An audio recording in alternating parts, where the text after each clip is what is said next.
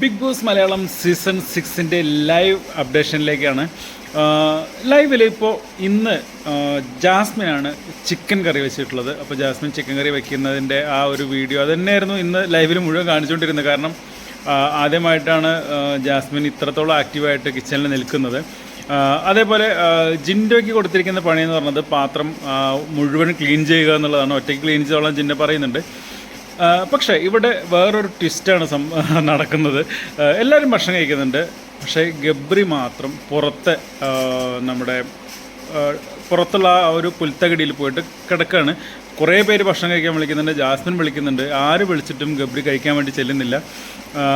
എനിക്ക് വേണ്ട, അല്ലെങ്കിൽ പിന്നെ കഴിച്ചോളാം, മാറ്റി വെച്ചോളാം എന്നൊക്കെയാണ് പറയുന്നത്. അവസാനം ഒരു പ്ലേറ്റിൽ 2 ചപ്പാത്തിയും കുറച്ച് ചിക്കൻ കറിയായിട്ട് ജാസ്മിൻ ഗബ്രിയുടെ അടുത്തേക്ക് ചെല്ലുകയാണ്. ഗബ്രി കഴിക്കുക, ഗബ്രി ഞാൻ ഉണ്ടാക്കിയ ചിക്കൻ കറിയാണ്, ഒന്ന് ടേസ്റ്റ് നോക്കുക ഗബ്രി എന്നൊക്കെ പറയാണ്ട് ഗബ്രി പറയുന്നുണ്ട് എനിക്ക് വേണ്ട.